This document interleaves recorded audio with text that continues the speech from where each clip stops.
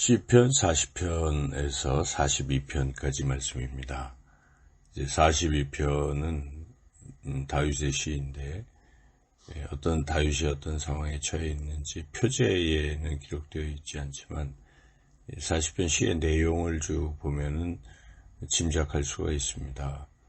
그래서 14절에 보면 다윗이 어떤 원수로부터 생명의 위협을 당하고 있는 그런 상황이다 하는 것을 알 수가 있고, 또 17절에 보시면은 다윗이 이제 가난하고 궁핍한 상황이다 이렇게 스스로 고백한 것을 볼 때에 그런 상황에 놓여 있다고 볼 수가 있죠.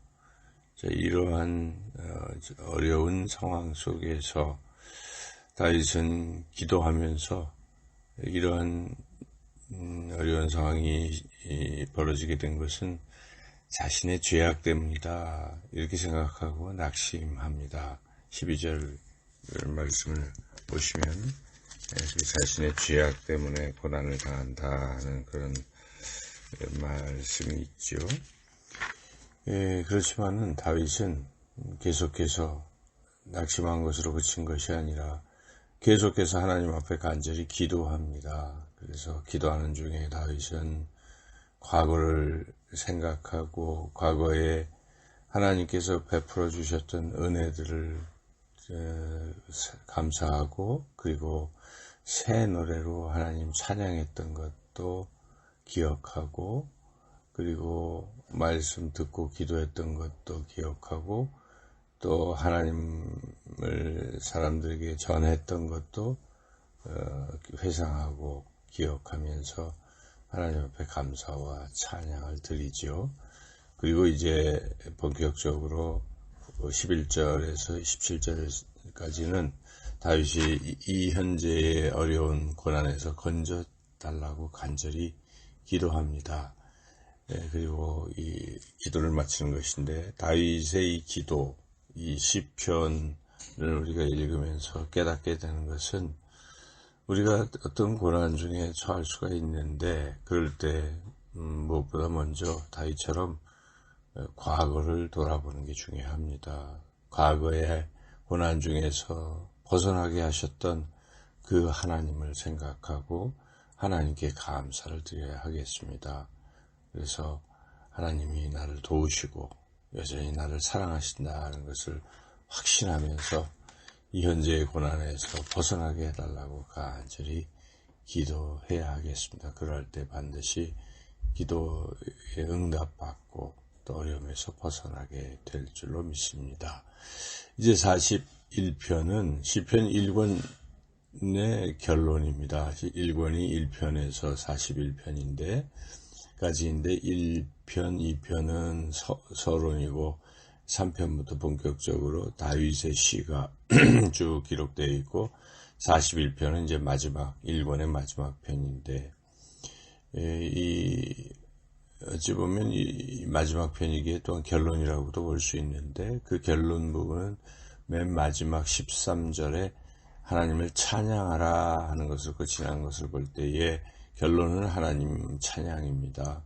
하나님께서 어떤 위기에서도 건져주실 것임을 확신하고 그러한 하나님을 높이는, 하나님을 찬양하는 것으로 우리 인생의 이제 결론이 되어야 하겠습니다.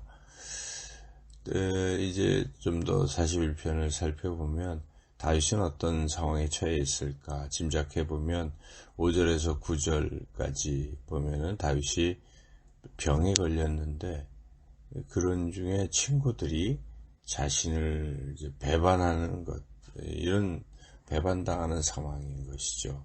그래서 친구들이 병문안 오는 척 했지만 뒤에서 다윗을 비난하고 다윗을 해치려고 모의하고 하는 이런 상황입니다. 다윗은 어찌 보면 몸도 아픈데 배신도 당하는 소위 설상가상의 그런 상황입니다. 엎친 데 덮친 격의 그런 상황이죠. 이런 상황 속에서 다윗은 어떻게 기도했는가? 먼저 하나님의 약속을 떠올립니다. 1절에서 3절까지 보면 하나님은 가난한 자를 돌보는 자에게 복을 주시되 병도 고쳐주시고 원수에게서 건지시는 복을 주신다. 그렇게 하나님께서 그렇게 약속을 하셨기에 다윗은 그 약속을 붙들고 이제 기도를 시작하죠.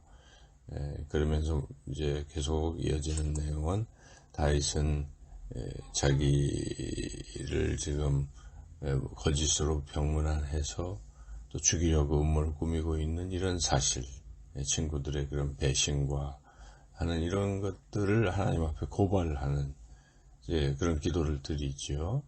그리고 그 하나님의 약속대로 그런 가운데에 자신의 질병을 고쳐주시고 원수의 손에서 건져주시기를 간절히 기도합니다.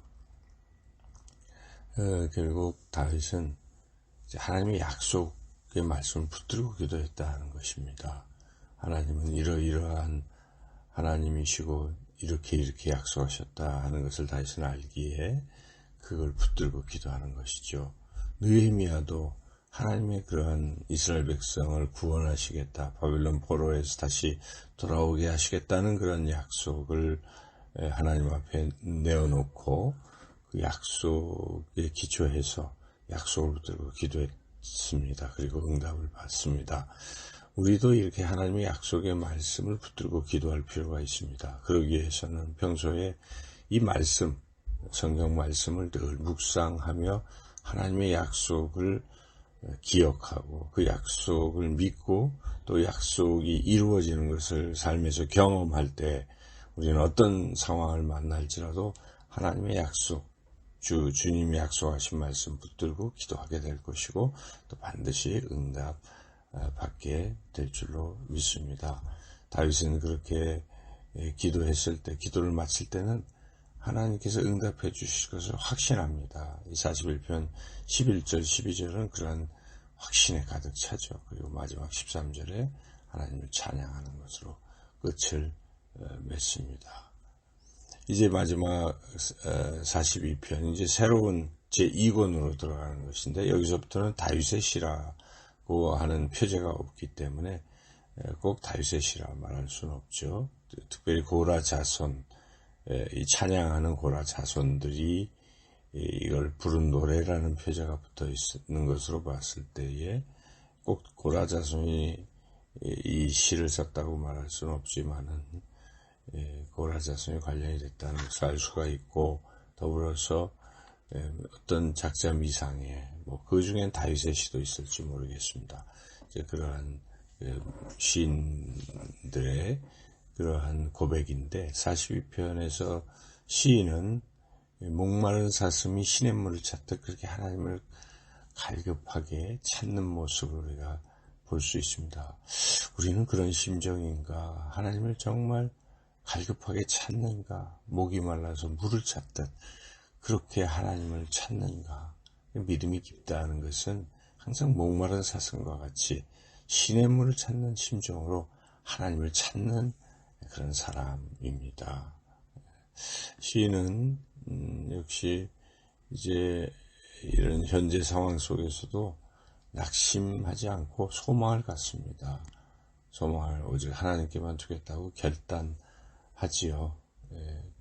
그래서 우리가 이 절망 중에도 소망을 가져야 되고 소망을 또 가질 수 있는 근거는 과거에 하나님께서 내게 베풀어 주신 어떤 놀라운 일들을 기억하는 것.